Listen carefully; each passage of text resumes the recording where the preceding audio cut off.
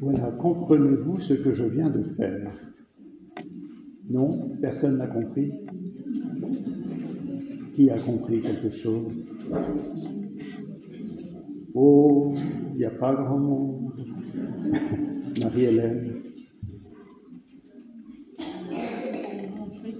Bien qu'il soit le Seigneur, il pouvait aussi devenir un serviteur. Oui, tout à fait. Bien qu'il soit le Seigneur, il pouvait devenir un serviteur.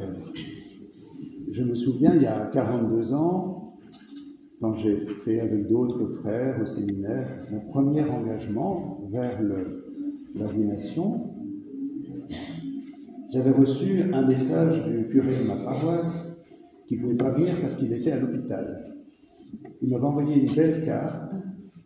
Dessus, il était marqué « Continue à suivre l'humble Seigneur ». Continue à suivre l'humble Seigneur. Notre Seigneur est humble. Notre Seigneur n'est pas humble une fois comme ça.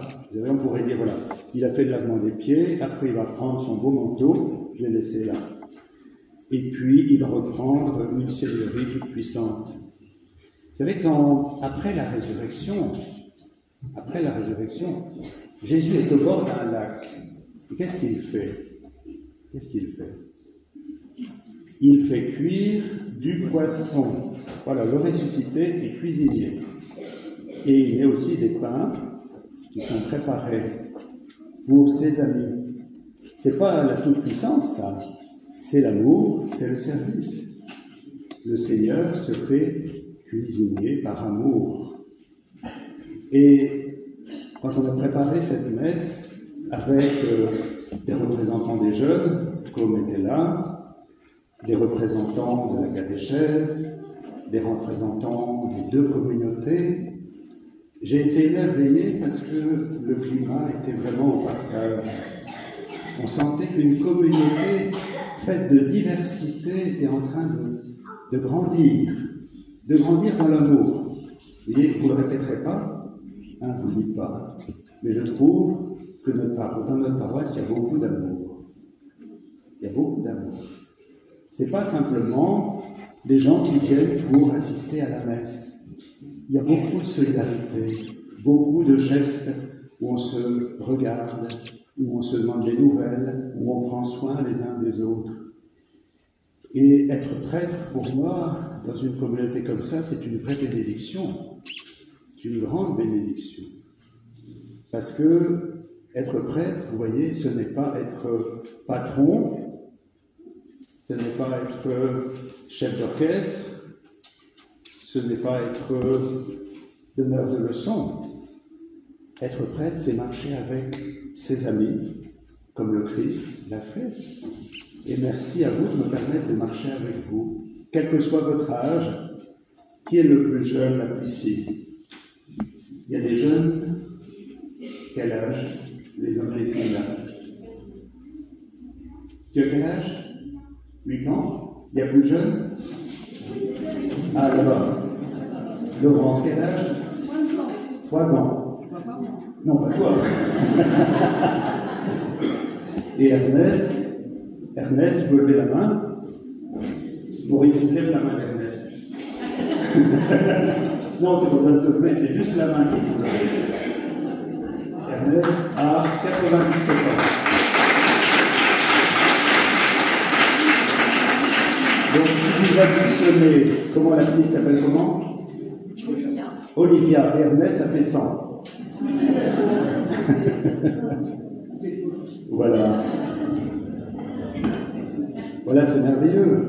Une communauté où grands et petits, jeunes et vieux sont là et s'aiment. Ah, tu voudrais dire quelque chose? 5 ans, c'est bien. Super. Super génial. 5 ans. Et tu sais bien lire? Ah, écoute, alors là, on va te faire lire la prochaine fois. Voilà. T'avais pu voir? Oui, bien sûr.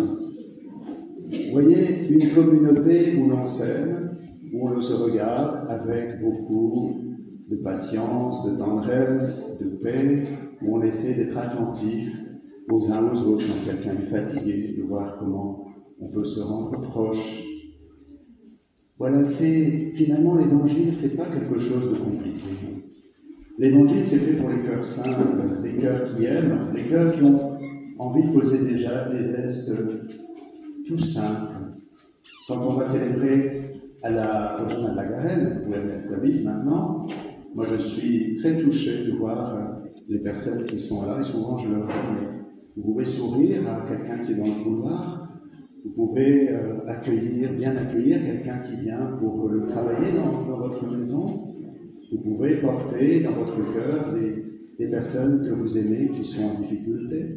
Tout ça, ce sont des gestes d'amour. Et que le Seigneur nous donne de revenir à l'essentiel. Voilà. C'est bien de faire de la théologie.